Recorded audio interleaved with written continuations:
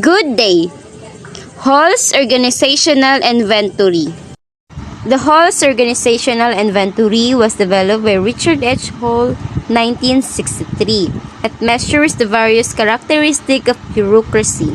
The 6 various characteristics of bureaucracy are namely hierarchy of inventory, specialization, rules, impersonality, procedural specification, and technical competencies.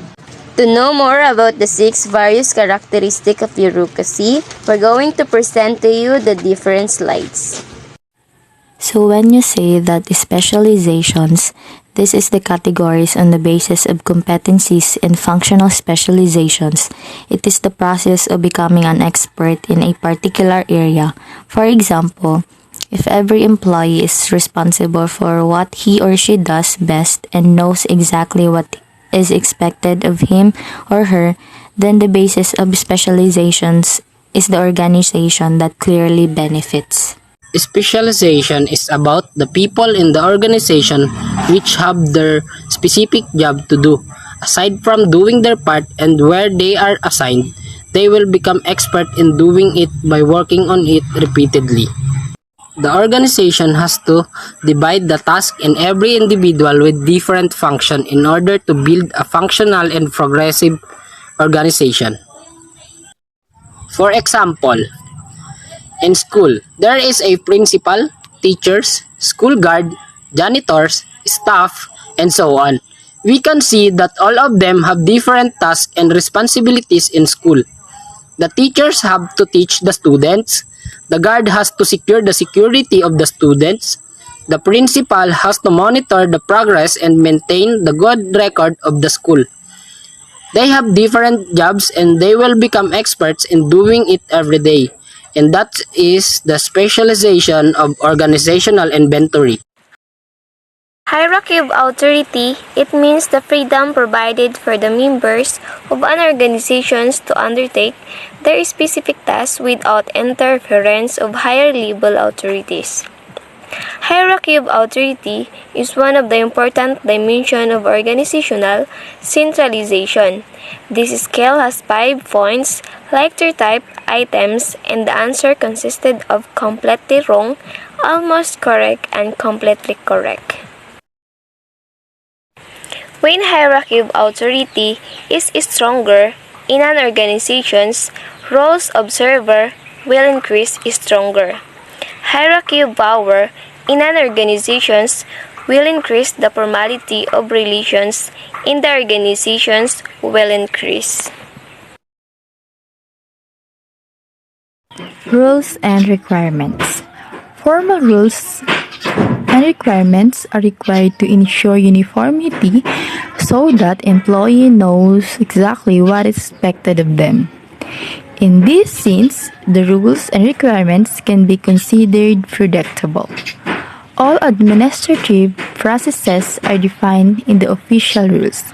By enforcing strict rules, the organization can more easily achieve uniformity and all employee effort can be better coordinated.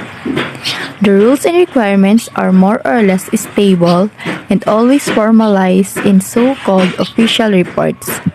Should new rules and requirements be introduced, then senior management or director are responsible for this. The impersonality in simple terms are talked about on how the member of the organization being treated. What is procedural specification? Procedural specification, a detailed description of procedures or processes. It is a written document issued by the authority to the design builder, providing a detailed description of procedures or processes required to be implemented by the design builder in the performance of services or work under this agreement. Means, it is a complete explanation of a step-by-step processes.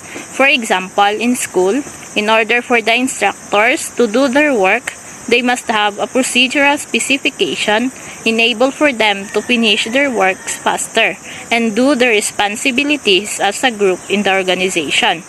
Procedural specification is important especially in an organization, which make their works easy, clear, clean, and organized. What is technical competencies? Technical competencies are behaviors directly related to the nature of training and technical proficiency required to exercise effective control. Competencies on a task requires a match between the operator's competencies and the competencies required to safely and effectively perform that task. Competencies required to perform a task should be derived from the activities undertaken under recruitment and selection activities. Then, should the competencies required to perform a task change, a previously competent person may no longer able to achieve competence on task. Regular assessment and recurrency training, especially using realistic simulators, will ensure that previously demonstrated skills are retained, modified, or added to may be necessary. The importance of technical competencies is understood as excellent technical skills and broad knowledge, which fosters managers' ability to perform work duties. Technical competencies describe the application of knowledge and skills needed to perform effectively in a specific job or group of jobs within the organization. These types of competencies are closely aligned with the knowledge and skills or know-how needed for successful performance. Promotion based on technical competence. It is the extent to which organizationally defined, universalistic standards are utilized in the personnel selection and advancement.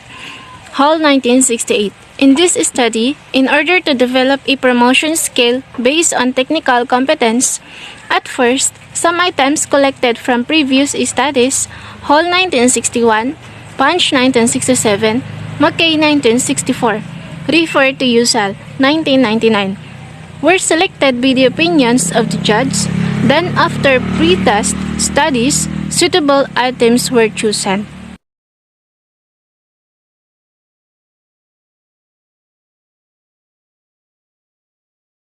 Good day everyone. Good day, Principal. For all teachers, we'll talk about for the good of the student and also for the school. I give each of you an opportunity to give an opinion for constituency as teachers. Let's not ignore the important thing that we know that will help us, not only as our teachers, but also the students, because it also depends on the beauty of our school. Of course, we need to respect each other and the people around us and not just give up. Okay, thank you so much. As the principal of the school, it is my mission to care and protect each of you and all the students. Because this is the right one, the right method for my constituent